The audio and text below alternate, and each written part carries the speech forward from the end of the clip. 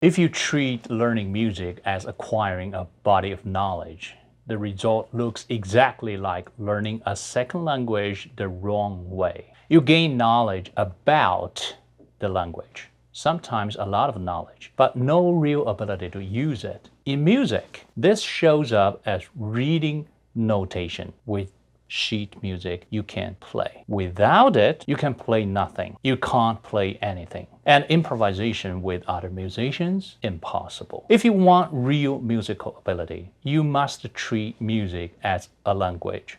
And the learning path must match exactly how you acquired your native language. When music is treated as knowledge, education starts with reading notes, learning theory, and drilling finger techniques. That's like teaching a baby who can't speak yet to read characters, study grammar, and then perform memorized poems. The result? The child may recite poems, may even play Bach, Mozart, or Beethoven, but still can't hold the simplest daily conversation. In music, that daily conversation is improvisation. When you rely on sheet music, you are converting vision into movement. You are training your eyes and your hands, but musical ability requires training your ears and your brain. If you treat music as a language, learning must begin with listening. Once your ears open and a stable framework forms in your brain, even if your fingers get rusty, what's in your brain never disappears. But if all you train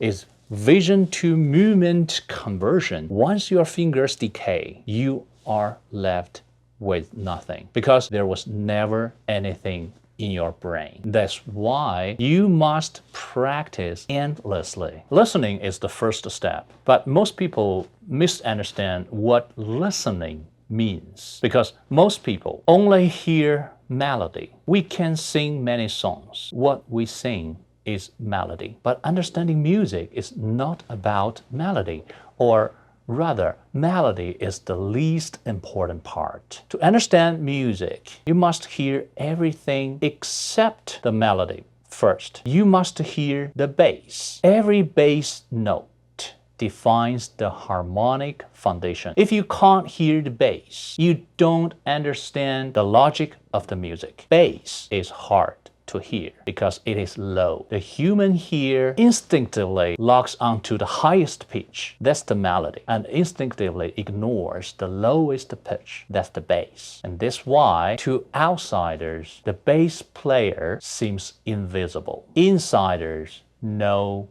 the truth. The bass player is not just the bass, also the boss. Once you hear the bass, you can identify chords. You recognize harmonic color by ear, not by calculation from theory books. That is real musical ability. Beyond harmony, there is rhythm and groove. Rhythm is familiar. A metronome produces perfect rhythm, but groove, that feeling that makes your body move automatically, a metronome cannot produce it. Notation cannot teach it. Groove can only be absorbed by listening, feeling, and imitation. Classical training rarely talks about groove. Jazz and fusion emphasize it heavily. Why? Because rhythm belongs to knowledge, and groove belongs to ability. Groove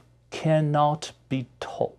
Rhythm is mathematical. Time divided into units, 4/4, or note values. It can be written on paper. It can be measured. That's why it fits perfectly into academic systems. Systems built on explanation and notation. Groove is different. Groove is unquantifiable. Groove is life. It can't be precisely notated. It can only be acquired by listening, sensing, and imitation. It is subjective, emotional, easy to lose, and at the same time, the strongest source of individuality. Since melody is easiest to hear, we start with melody, not because it matters most, but because it hurts less. My first goal is simple: to play a melody anywhere on a guitar. Pianists don't need this. On a piano, a melody exists in one layout. Even across octaves, finger relationships don't change. You just move your hand. Guitar is different. That's where its difficulty lives. On guitar, the same melody can be played at least in more than 10 ways, more than that. There are 6 strings. That alone gives you 6 approaches. This is not the same as shifting on piano. Guitar frets are not evenly spaced. They get narrower as you go higher. Your hand is not just the translating. Guitar also has a vertical structure. The same melody can be played in at least 4 positions. In this video, I challenge myself to play it in 10 positions, plus 2 free approaches, and then see whether improvisation appears. What melody? Many people say, play a scale. I won't. I don't play scales at first. No one truly loves scales. I choose a melody that refuses to leave my head, a melody I hum without thinking. That matters. Recently, it's the second half of Prologue Invisible from the musical Beetlejuice. My son introduced it to me. I fell in love with Sophia and Caruso's voice. This melody keeps coming back. So now, I try to play it. Let me play along with the backing track. Let's see what happens.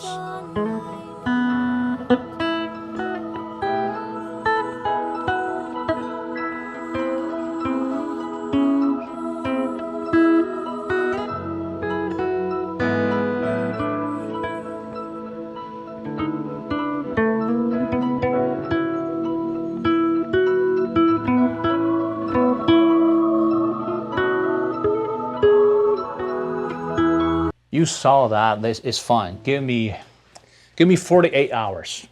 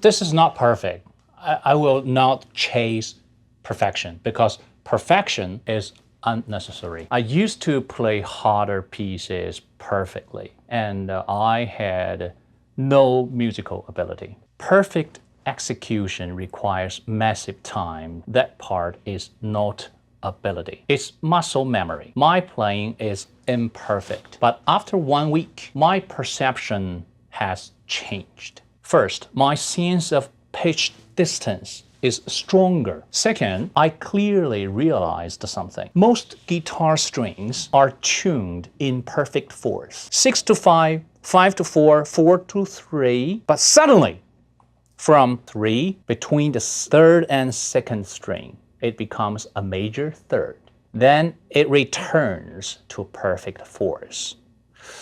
This means when crossing the third and second strings, you must be alert. A nearly uniform system is deliberately broken. That break is why guitar is powerful, confusing, and must be learned by ear, not by rules. Third, when playing vertically, I can feel the scale. Under the melody, all the notes appear here.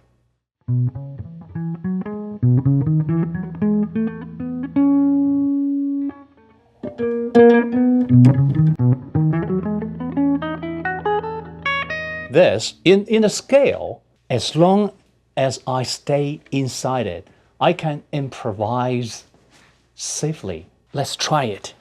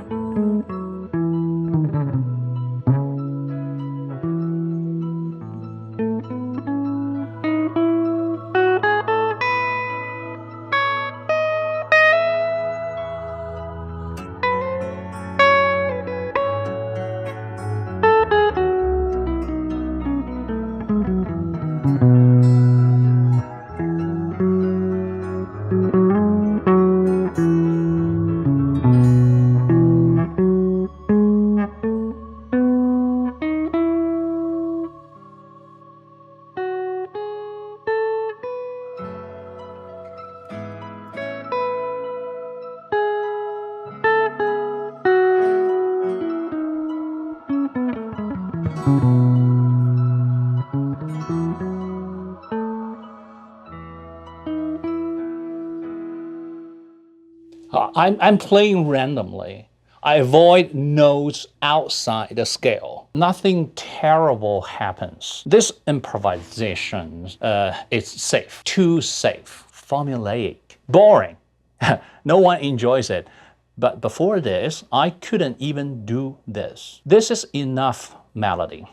Next, I will use my ears to find the bass and harmony and demonstrate that. Some people will say, Marcus, you can hear all this because you are gifted. Stop.